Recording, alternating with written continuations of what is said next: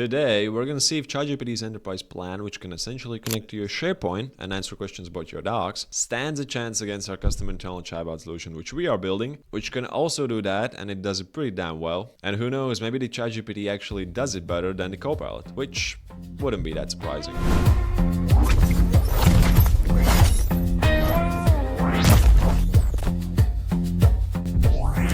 Okay, so for this experiment, let's call it like this, we need a SharePoint site, which I did create. Then I populated it with some example documents, videos, photos, some engineering docs and drawings, everything I suppose you would imagine in company's SharePoint site, and just so we could really diversify the results. And then I went to ChatGPT and I got the business plan, I guess that's what it's called. And then on this business plan, you can actually connect with the SharePoint. And what was interesting right off the start was that I actually couldn't choose which SharePoint site I want to sync with, which was pretty weird, let's put it that way. I would suppose you could actually at least choose like SharePoint site, but I couldn't. It just started syncing all my SharePoint sites. That was pretty interesting, which already got me thinking about the safety of it. But then it took a while it synced the files. And then I'm gonna pull up our chatbot, which for this time I have it in my Teams channel as a little like tab. And I'd say, why not just put them side to side, just like this, so we could actually better see the results and answers both of them give. And this internal chatbot you see in here, it's a custom built chatbot. It's hosted on Azure, so that just makes sure it's everything in this one Microsoft ecosystem and making it more secure. And I guess why don't we just start off with some regular PDF doc answering. And I have McDonald's handbook, so let's ask about some security practices for McDonald's. Here in ChatGPT we have to click on this plus sign and we have to choose the SharePoint, and then let's just send it and see how does ChatGPT answer. Our chatbot got back to us with an answer already. ChatGPT is still thinking and he's searching in the files. We can see on our side, it's pretty cool. Our chatbot gave the answer, obviously, about the security practices. And then what's cool here at the bottom, it gave actually the resource with specific page from where it's mentioned. And if we zoom in, we can see these 6 points, which also the chatbot mentioned, which is pretty cool. And I wanted to actually see if ChatGPT does the same, where it gives link maybe to specific PDF page where he took the info from. And at the first site, I can see ChatGPT is also mentioning the robbery procedures, I guess the same points which also our chatbot gave. And also here we can see the resources where it took the info from. If I click it, nothing happens. But I guess if we click it here, yes, then it opens the PDF. But it looks like it doesn't actually give to specific PDF page like our chatbot did. And although the answer was correct, it still didn't give this insurance. In this example, this was page 26. So imagine going through the 26 page manual to actually find that part. Of course, you can Control F, but then what's the point? So just like Copilot, ChatGPT also doesn't give links to specific PDF pages. Let's try actually one more question from that same PDF. I'm gonna already send it in ChatGPT because I think it's gonna take a while, and I'm gonna send it in our ChatGPT in our internal chatbot. Oh, looks like ChatGPT actually came out pretty quickly with 5 seconds, and only then our chatbot gave the answer. And here in this case, it said that it appears on page 38, which is, I guess he heard what I said, which, again, feels a bit sketchy using ChatGPT, not gonna lie. But it answered our question, and also our chatbot answered the question, and if we go look, it drops to the page 38, just like also ChatGPT said. But now let's jump into our second point, which is Excels. And I want to see if ChatGPT is able to answer a question from an Excel sheet. In this case, I'm gonna ask how many laptops do we have. Our chatbot says that we have 15. While the ChatGPT is still thinking, let's check the page, and we can actually see that laptops are 15. And now he comes back with the answer saying that we have 15 laptops in our inventory, which is correct. And let's see actually if it gives, okay, now it gives to the Excel sheet, which is, even Copilot didn't do that. Copilot just instantly handed you download page so you could download the Excel, but so I guess that's pretty equal, although I'm not pretty sure if it would give to another sheet if we had like sheet 1, which I totally forgot to make, but maybe next video. I'd say in this situation it was pretty the same, although the answer was actually, I don't know how much. Oh yeah, when it takes too long it doesn't give how many seconds it the answer, although when it answered pretty quickly it gave 5 seconds. So yeah, good one ChatGPT, good one. But now let's move into our third experiment for today, and that is presentations. And we're gonna see if ChatGPT can answer our questions about the presentations. And we're going to send in a question about what were the top 10 VC investments in 2017. We're going to send in ChatGPT. Let's send it into our chatbot and see if ChatGPT can answer questions also about presentations. Our chatbot come back to us with the answer. It named the top 10 with also the amounts. Came back again with the page, similarly like you saw with PDFs.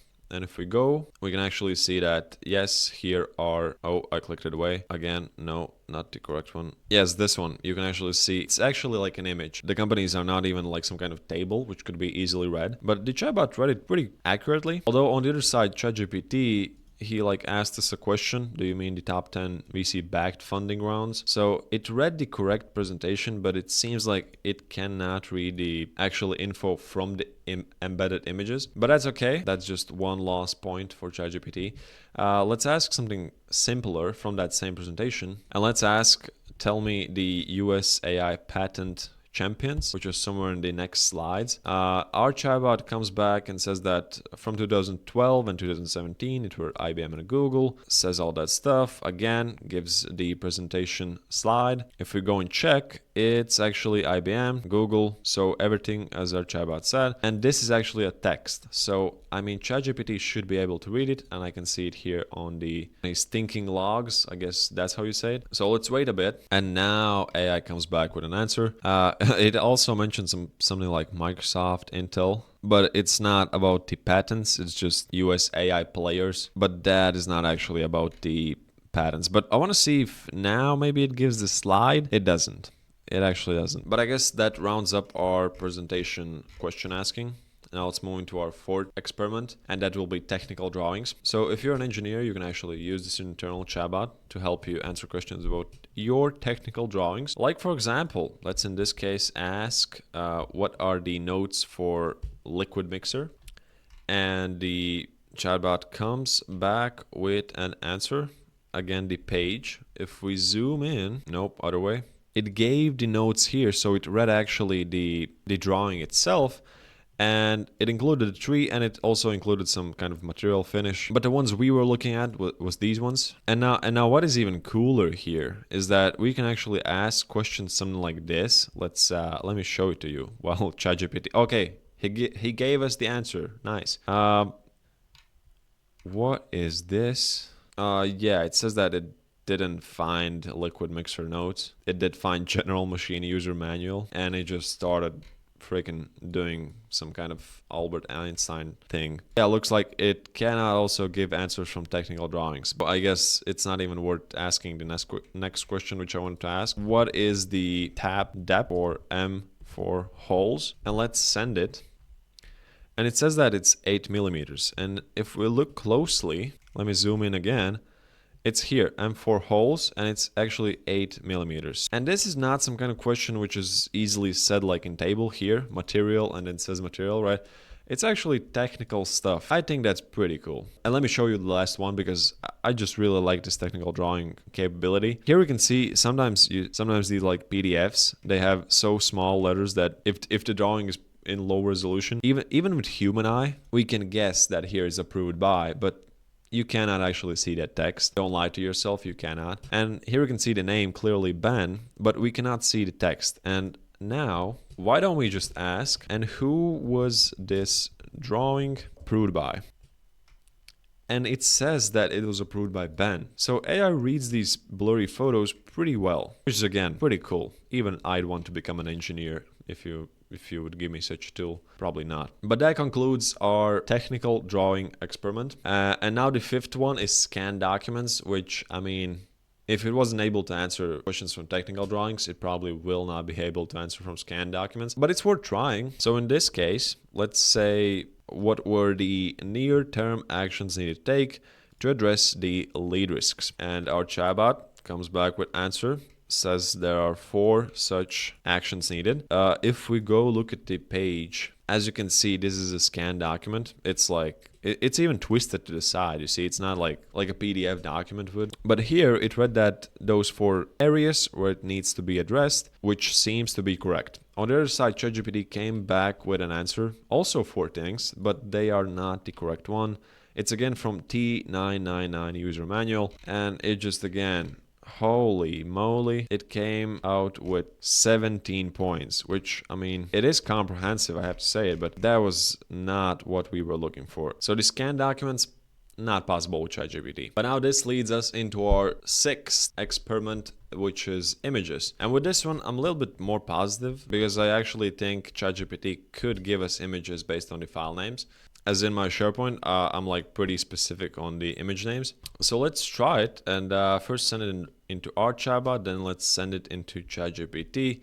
And I said, give me the Oslo site photos. Our internal chatbot got back to us with the answer with 2 images. Yeah, I mean, if you click it, excavator, you know, you see it. We have the images, we can view them. And how AI finds these images is based on these file names, which these images have, as that's the best way of how you can let AI find images for you. The second way is to just let AI describe what he sees in the image, but that just creates a lot of mess and probably not what you need, and it just costs way too much. On the other side, ChatGPT didn't give us an answer. He meant, do you mean photos from Oslo site? Yeah, it seems like it cannot find images. And he says that it didn't find clear folder of Oslo site photos, although if we actually go to the photos folder, we can see here Oslo site. I've been pretty specific ChatGPT about the folder name, and if we open it, we have 5 images, which 2 of them are actually JPEGs. And actually, while we're talking about folders, it reminded me of something which our chatbot also does. It gives like a path to the file, so user could easily locate it. And with just a single click, it would drop you to the root folder of that file. But now we got to our last experiment, which is the 7th one, and that is videos. And that's my favorite one. That's why I also saved it to the last. And I'm pretty curious to see if ChatGPT is actually able to answer questions about the videos in our SharePoint, just like our chatbot does it. And just to show it to you before you ask it, I actually have like a 30-minute maintenance video, which some guy took and actually showed the whole maintenance, and it goes step by step, what to do, what to change, all that stuff. And this is one of the things, what oil was needed for the roots blower. I've sent it into ChatGPT. I'm gonna now send it into our internal chatbot. Seems like ChatGPT is searching in the wrong place, but our chatbot got back to us that it's SAE 30 if we actually watch it and we play it. Physical oil change on our roots blower. This just takes regular SAE 30 weight oil. It's SAE 30 weight oil, just like our chatbot said. And again, pretty cool and similar to PDFs where it drops the specific PDF page. Here it drops the specific minute of where it's said, so user don't have to watch the whole video. In this example, he would have to watch it for 70 minutes. And yeah, ChatGPT is still thinking and seems like no. He do not have video functionality. But while he's there thinking of something, let's ask one more question. And this is like what to do if orange light is blinking for hydraulic press. Here we can see comes back with like step by step what to do. Again, the seconds from where the video starts, or the instruction starts in this case. If you actually watch it, full panel, if the orange light is blinking, it's me talking, you know, and it's actually my laptop. And I took it actually in my previous video with like my phone, only my phone, and I talked over it. I put it in my SharePoint quickly.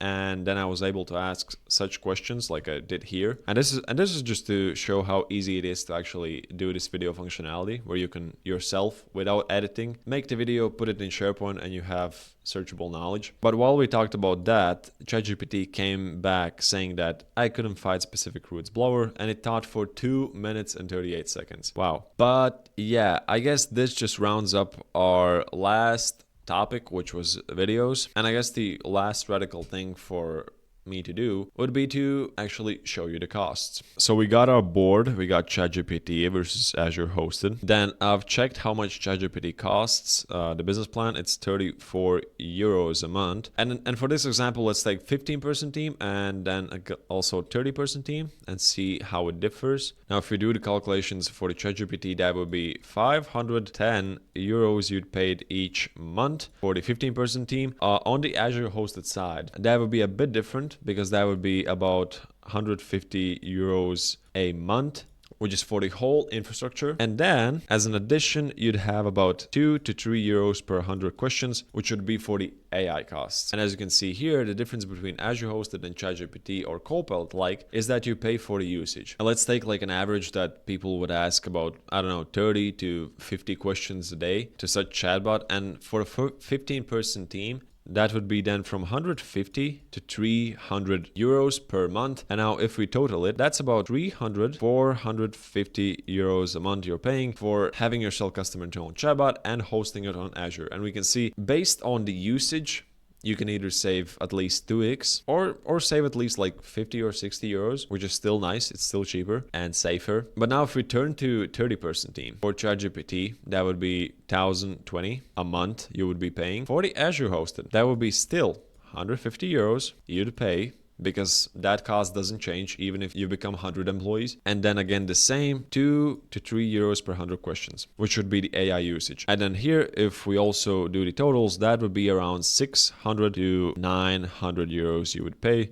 each month, again taking in consideration that each person asks 30 to 50 questions each working day. And that's again, of course, obviously still the same, almost 2 times you could be saving. But of course, that's just pure cost comparison. But we saw and we tested the functionalities between these two. And I mean, if you need the video functionality, if you need the technical drawing functionality, if you want that it drops specific PDF pages, then that still doesn't matter if you're even 5-person team, because that still improves the speed on how you move across the cloud. And if you would actually take like into consideration how much more time for ChatGPT takes to locate pages and actually watch the videos, these costs would be way more, because if you had to watch the videos, that would be way more. But now if even ChatGPT would be able to answer these questions to you about the videos, give to PDF pages, would you still want to use ChatGPT if you're using Microsoft to store your cloud? The thing is that you're still uploading that SharePoint or OneDrive data into OpenAI's infrastructure, which is not ideal and not how you want to operate in 2026. And if I had to put a schema, actually it looks something like this. We have, for example, OpenAI. And to be more professional, let me actually look the icons. Okay, like this. This would be more professional. Let's say you have those files in SharePoint like we had today, and you have this Microsoft ecosystem, right?